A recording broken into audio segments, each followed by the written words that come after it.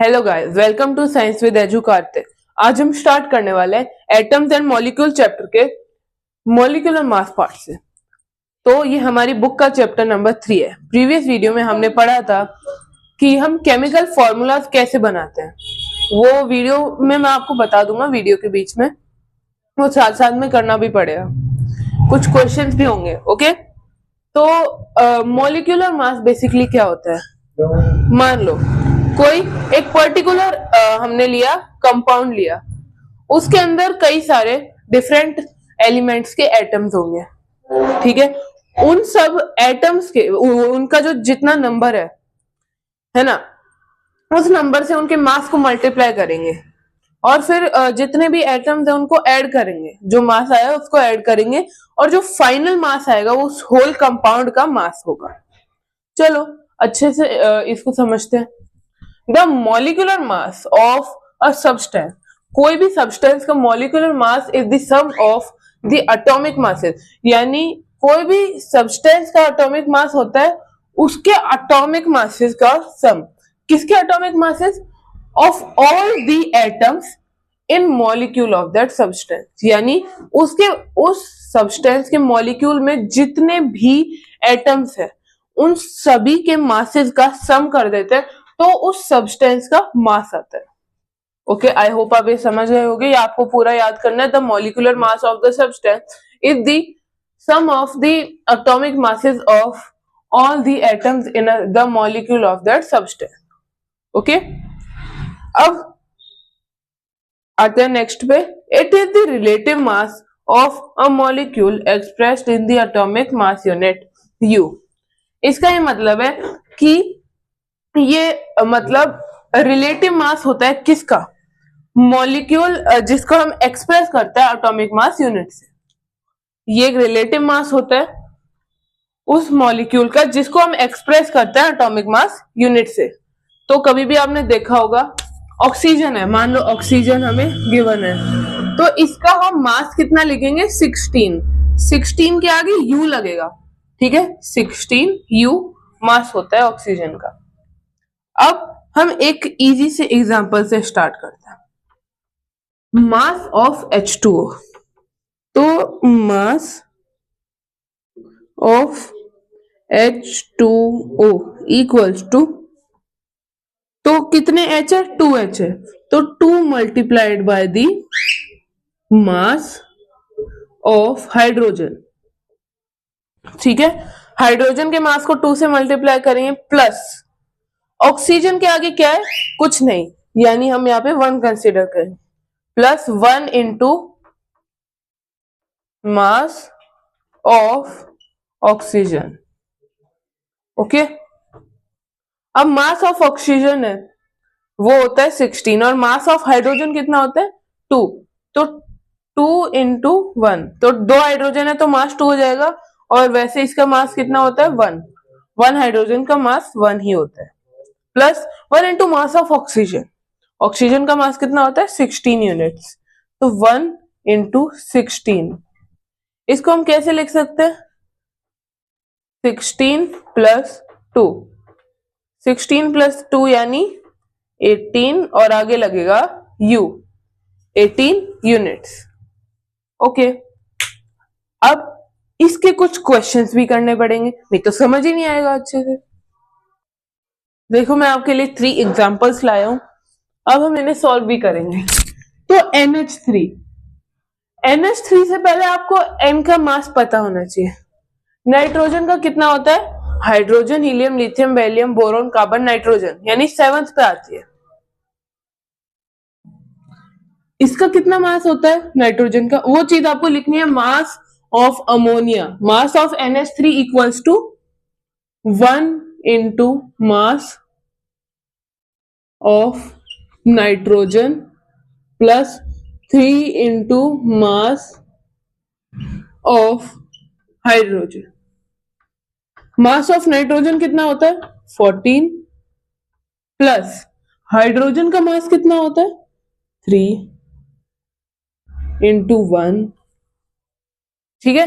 Hydrogen का मास 3 into 1 हो गया क्योंकि मास तो 1 ही था ना, लेकिन हम 3 कंसीडर कर लेंगे और यहाँ पे 1 इंटू आएगा, तो 14 प्लस 3। ओए ये मत खा, ठीक है चुन्नू। अब 14 प्लस 3 कितना होता है? 17u। 17u हमारा आंसर हो गया, और आपको पता ही है यू तो सभी के आगे लगना ही है। अब CO2, CO2 यानी 1 into mass of C plus 2 into mass of O। Mass of carbon कितना होता है? 12 प्लस ऑक्सीजन का मास कितना होता है? 16। तो 16 का ट्वाइस कितना होता है? 32 प्लस 1 इंटू 12 यानी 12। तो ये कितना हो जाएगा? 44 यूनिट्स। अब H2SO4, इसमें तो 3 आ गए, तो इसको मैं यहां लिख देता हूं, 2 into mass of H plus 1 into mass of S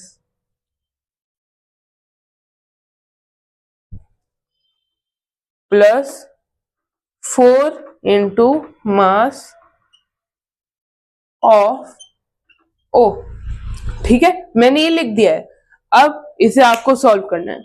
चलो, अब ये तो हमें पता लग गया, ये एग्जांपल्स हो गए, ये आपको सॉल्व करना है, आपका होमवर्क है। आपका इसका आंसर कमेंट में दे देना। बट एक चीज है, हमने ये कर लिया, बट हमने ये तो किया ही नहीं जो मैंने वीडियो के स्टार्टिंग में कहा था, केमिकल फॉर्मूला कैसे डिराइव करते। तो अब हम क्या करेंगे, मैं एटम का नेम लिखूंगा, फिर हम उसका फॉर्मूला बनाएंगे, और फिर हमें मास कैलकुलेट करना है। ओके, तो लेट्स कंटिन्यू। अब इस पे आते हैं। इसके अंदर हमें पहले तो फॉर्मूला बनाना है, और फिर हमें मास निकालना, जैसा मैंने अभी आपको जस्ट बताया। अब देखो एक चीज है, मैं जब भी SULFUR सल्फर लिखता हूं तो बहुत सारे कमेंट्स आते हैं कि आपकी स्पेलिंग गलत है, बट मैं पहले स्पेसिफाई कर दूं, SULPHUR, सल्फर और सल्फर दोनों ही करेक्ट है। कैसे? क्योंकि जो ये SULPH वाला सल्फर है, ये है ब्रिटिश इंग्लिश के अकॉर्डिंग, बट जो SULFUR वाला F वाला सल्फर है, वो है अमेरिकन इंग्लिश के अकॉर्डिंग। जैसे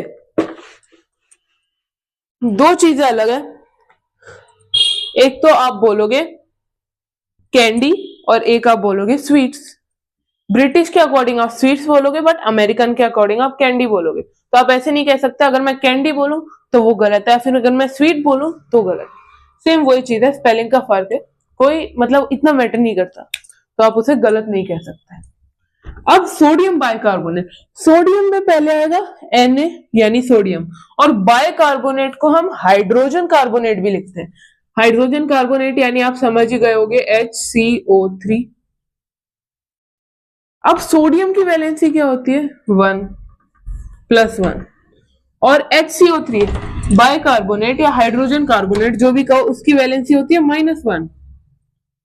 तो ये क्रॉस मल्टीप्लाई हो जाएंगे, 1 1 है तो हम कंसीडर नहीं करेंगे, ये हो जाएगा NaHCO3। ठीक है, अब इसका हमने फॉर्मूला डिराइव कर लिया, अब हम मास निकालते हैं। 1 इंटू सोडियम का मास कितना होता है?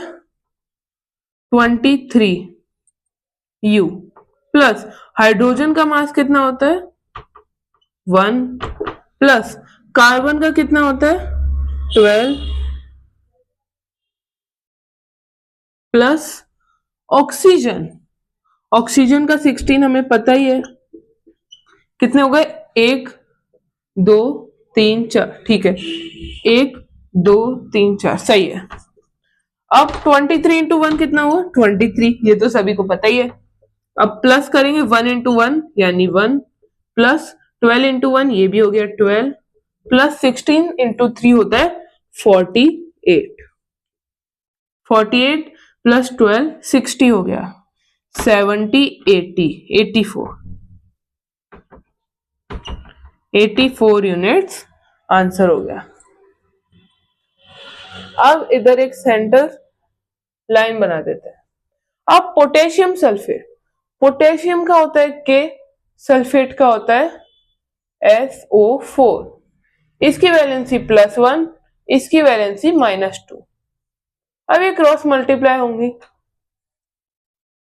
और अगर दोनों वैलेंसी सेम है तो कैंसिल आउट हो जाती है, और मान लो डिफरेंट है, एक है 6 और एक है 3, तो उनका हम कॉमन लेते हैं, यानी 6 और 3 में हम एलसीएम से उसे कैंसिल करेंगे तो कितना हो जाएगा वो 3 और 2, 6 और 3 कितना हो जाएगा वो 2 और 1 हो जाएगा, है ना, सेम चीज वही होगी। लेकिन यहाँ पे कैंसिल नहीं हो रहा, ये 1 और 2 कैंसिल थोड़ी होंगे, तो ये यहाँ पे K2 आ जाएगा और यहाँ पे SO4 का 1 ही आएगा, तो K2SO4। अब इसका मास कैलकुलेट करते हैं। मास क्या होगा, पोटेशियम का होता है 39, 1 इंटू सॉरी 2 से मल्टीप्लाई होगा ना ये, तो यहाँ पे 2, तो 2 इंटू 39 प्लस सल्फर का कितना होता है 32 प्लस ये 1 से मल्टीप्लाई होगा, प्लस ऑक्सीजन का होता है 16 और ये 4 से मल्टीप्लाई होगा क्योंकि यहाँ पे 4 ऑक्सीजन है, और यहाँ पे 2 से मल्टीप्लाई होगा क्योंकि 2 पोटेशियम है। अब 2 इंटू 39 कितना होता है 78 प्लस 32 इंटू 1 32 प्लस 16 4 ज़ा 64, तो ये हो गया 96 100 174 यूनिट्स आंसर हो जाएगा। आई होप ये आपको समझ आ गया होगा। अब मैं आपको एक क्वेश्चन दूंगा,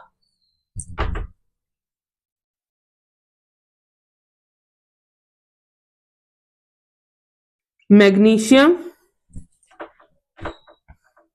बाय नाइट्रेट का फॉर्मूला आपको फाइंड आउट करना है। मैग्नीशियम बाय नाइट्रेट या फिर हाइड्रोजन नाइट्रेट भी आप कह सकते हो, इसका आपको फाइंड आउट करना है। मैं बता दूं, बाय नाइट्रेट होता है HNO3, ठीक है। आई होप आपको वीडियो पसंद आई होगी। इसका आपको एटॉमिक मास फाइंड आउट करना है और फॉर्मूला भी लिखना है। ओके, मिलते हैं नेक्स्ट वीडियो में। Till then bye bye. और ये हमारा चैप्टर टोटली कंप्लीट हो चुका है।